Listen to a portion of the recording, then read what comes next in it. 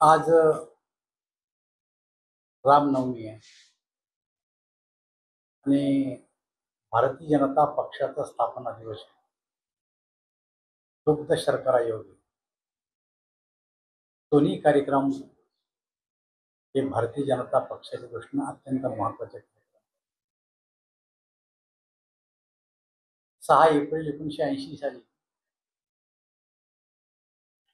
भारतीय जनता पक्षाची स्थापना झाली आणि पहिलं अधिवेशन हे मुंबईला रेकलेमेक्स मैदानावर बांद्र्याला झालं आणि अटल बिहारी वाजपेयी हे पहिले राष्ट्रीय अध्यक्ष निवडले गेले आणि त्यांनी त्या भाषणामध्ये सांगितलं होतं की अंधेरा छटेगा, सूरज निकलेगा और कमल खिलेगा.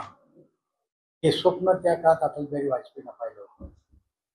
पण आपण बघितलं असेल की त्यानंतर ज्या लोकसभेच्या निवडणुका झाल्या त्या निवडणुकीमध्ये भारतीय जनता पक्षाचे फक्त 2 खासदार निवडून आले.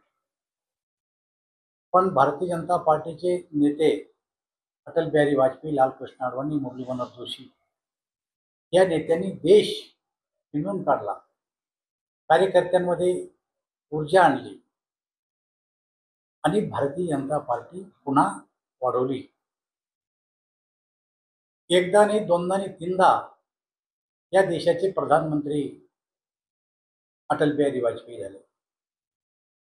या पहिल्या अधिवेशनात त्यांनी कार्यकर्त्यांनी घोषणा दिली होती, देश का प्रधानमंत्री कैसा हो, अटल बिहारी जैसा हो, पंतप्रधान की अगली बारी, अटल बिहारी अटल बिहारी. पण दुर्दैवानं आम्हाला अपयश आलं आणि 2 खासदार फक्त आमचे निवडून आले. त्या टायमाला काँग्रेसवाल्यांनी लोकसभेमध्ये आमच्या पक्षाची टिंगल घेतली आणि काय भाषणात काय सांगितलं, देशाचं राज्य करणार कोण, ज्यांचे खासदार दिल्लीत 2. पण आमच्या नेत्यांनी ते सहन केलं आणि कार्यकर्त्यामध्ये जान फुकली आणि आज भारतीय जनता पार्टी त्यानंतर 302 सदस्य निवडून आणले. आज 230 सदस्य भारतीय जनता पार्टीचे.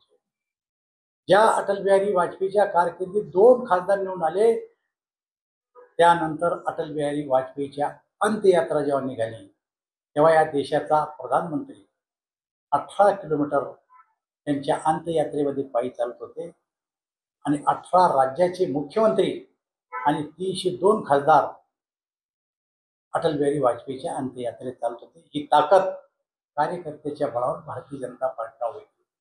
एक गोष्ट खरी आहे की तो काळ कठीण होता. काळ कठीण जरी होता तरी कार्यकर्ते डगमगले नाही.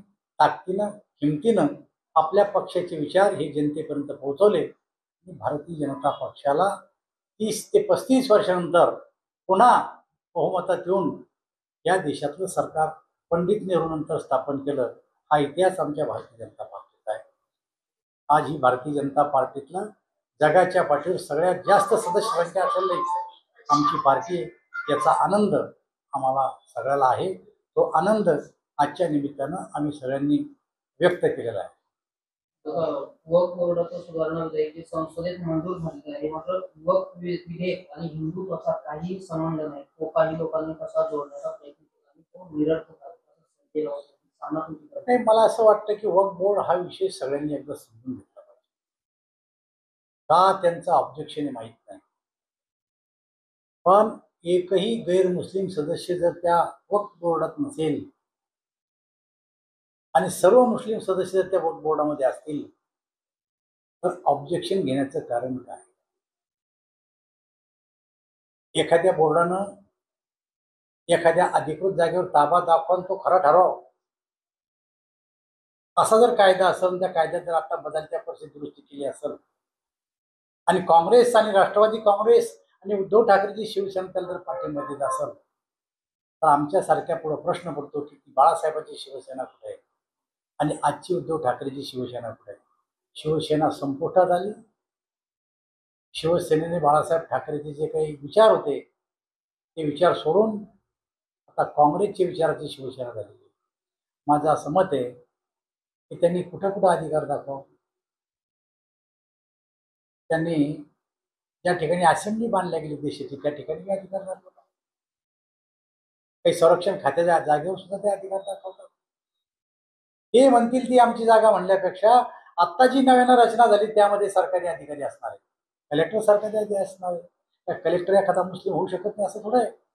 तर त्यामुळं केवळ राजकारणापोटी आणि त्यांचे मतं आपले पेटी द्यावे याच्यासाठी काँग्रेस आणि राष्ट्रवादी काँग्रेस आणि समाजवादी पार्टी, ममता बॅनर्जी हे सगळे लोक या बिलाला समर्थन देत नाही.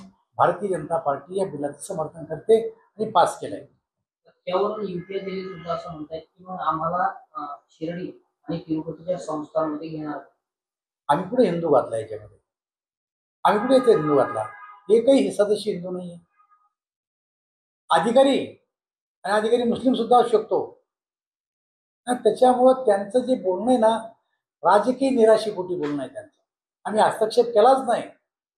फक्त बेकायदेशीर प्रॉपर्ट्या ताब्यात घेण्याचे सत्र त्यांचं सुरू आहे, त्याच्यामुळे थांबून दिलं आता. भाजपची स्थापना आमच्या समोर झालेली आहे. मूळ शिवसेना ही भाजपला सिनियर आहे असं संजय राऊत म्हणतात. संजय राऊतला इतिहासच माहीत नाही आहे. कोणत्या पक्षाची स्थापना कधी झाली आणि त्या पैशाचे विचार काय?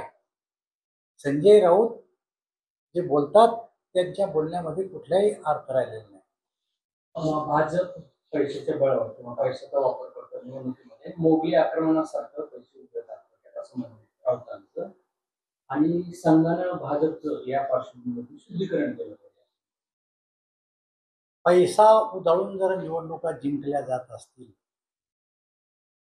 तर भारतीय जनता पक्षाची सत्ता किती वर्ष या देशात?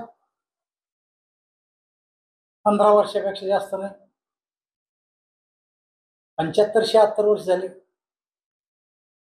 7 वर्ष यांनी पैशाच्या बळावर सत्ता भोगली का? मग जनमताचा कौल आहे. चांगलं शासन द्याल, लोक तुमच्या पाठीमागे आहे. तुमचा मूळ विचार काय?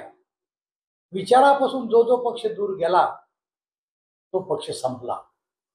आमचा अजेंडा होता, आम्ही 370 35 कलम आम्ही हटवलं.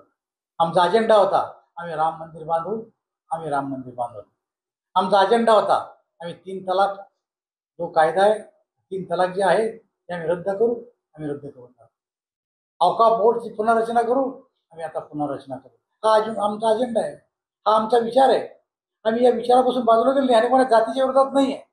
समाजाची जी रचना आहे, ज्या रचनेमुळे गरिबावर अन्याय होतो किंवा अन्याय जर का कायदे दुरुस्त केला जर होत असेल तर ते करण्याचं काम आमचं सरकार करत आहे. संघाचं शुद्धीकरण केलं पाहिजे भाजप असं राहून. मुळामध्ये भाजप अशुद्ध झालाच कुठं? अशुद्ध झाली ती शिवसेना. स्वतःचा विचार सोडून दुसऱ्यात शिरली ती. भाजप आपल्या विचाराशी पक्का आहे. आमचं शुद्धीकरण करायची गरजच नाही. पैसा हा आमचा बेस नाही, विचार हा आमचा बेस आहे. त्यांच्या शुद्धीकरणाची गरज आहे. हा त्यांच्या शुद्धीकरणात ती आता पार बी घडी शुद्ध बी होऊ शकत नाही. वक्फ बोर्डाचं विधेयक ज्यावेळेस मंजूर झालं त्यावेळेस राज्यसभेत शरद पवार साहेब हे उभे राहिले. काय असू शकते यामध्ये? असं आहे, शरद पवार जरी कुठेही असले तर त्यांचे शिलेदार तर होते हजर भाषण करायला, वर आता त्यांनी चुकूनच केले. त्यामुळे असण्याचा नसण्याला माहिती आहे. असलो तरी विधेयक पास होतं, नसलो तरी विधेयक पास होतं. सत्ताधाऱ्यांचा वक्फ बोर्डाच्या जमिनीवर डोळा आहे असं संजय राऊत म्हणतात. संजय राऊताचं इतकं कान लावून घेता यार तुम्ही. 4 प्रश्न संजय राऊताचेच झाले. सोडा ना, जाऊ दे ना यार.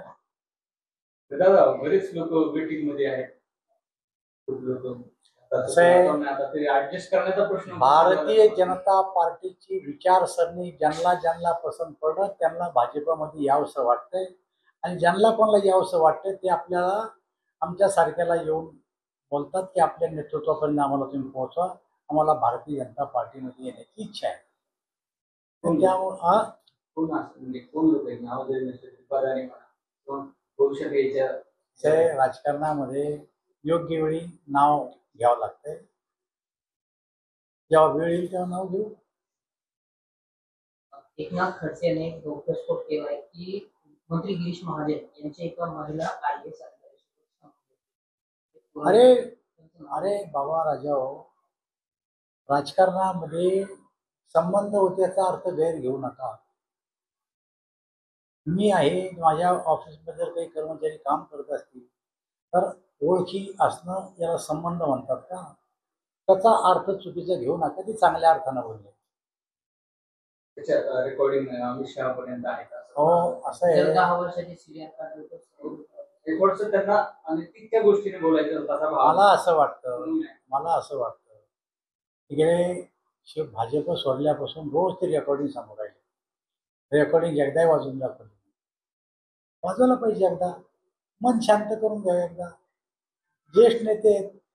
कदाचित हे त्यांची वाजवतील तर त्यांच्याजवळ यांची असू शकते एखादी. खोटं आहे का? त्यामुळे कोणाचीच रेकॉर्डिंग कोणाजवळ नाही आहे. तुम्ही चिंता करू नका. फार पूर्वी म्हणत होते सीडीआय मध्ये कुठे? तुम्हाला सगळं माहिती आहे. तुम्ही ईडी लावसाल तर मी सीडी काढन. आम्ही ईडी लावली. सीडी कुठे गेली?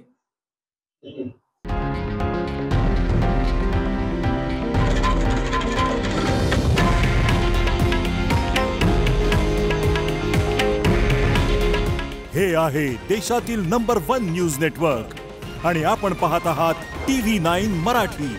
काळजी तुमची, हित महाराष्ट्राचं.